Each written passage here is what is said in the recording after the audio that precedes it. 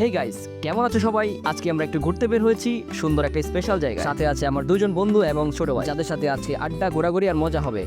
और जो वीडियो कर रहा है वो चोची लावर है। সব কিছু শেয়ার করবো এই ভিডিওতে। শুরু করি আজকে ছোট অ্যাডভেঞ্চার। তো আমরা এসেছি আমাদের বাড়ির একদম কাছেই একটা ছোট নদীর ধারে, আমরা যেটাকে গাং বলে থাকি। জায়গাটা খুবই শান্ত আর সুন্দর। গ্রামের প্রকৃতির আসল সৌন্দর্য এখানেই টের পাওয়া যায়। চলো বন্ধুরা, তোমাদের একটু দেখাই কি সুন্দর পরিবেশ, সবুজ গাছপালা, পাখির ডাক আর সেই সাথে শান্ত নদী। দেখতেই পাচ্ছ চারপাশটা কত সুন্দর। সবুজ গাছপালা, হালকা বাতাস আর পাখিদের ডাক। এগুলো শহরের ব্যস্ত জীবন কখনোই ঠিক এভাবে পাওয়া যায় না। প্রকৃতির মধ্যে এক ধরনের শান্তি আছে যা মনের ভেতরে থেকেও স্টেট কমিয়ে দেয়। আমার তো মনে হয় সময় পেলে এমন জায়গায় চলে আসা উচিত, নিজের সাথে একটু সময় কাটানোর জন্য।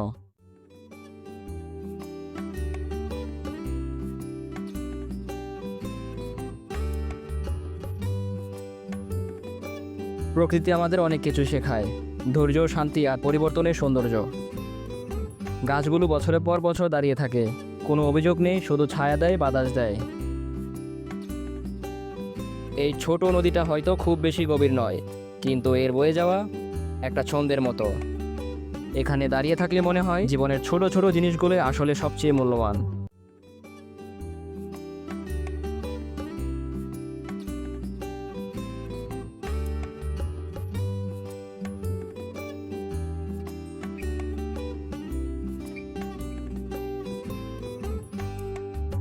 শহরের কোলাহল থেকে এসে এমন একটা জায়গায় কয়েকটা মুহূর্ত কাটানো সত্যি অনেক কিছু বদলে দিতে পারে।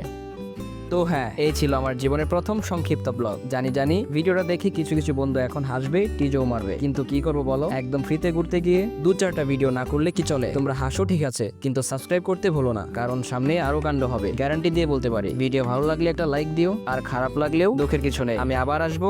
তো দেখা হবে পরের ব্লগে। ততদিন ভালো থেকো, সুস্থ থেকো, আর প্রাইভেটলি হাসো, কমেন্টে নয় প্লিজ।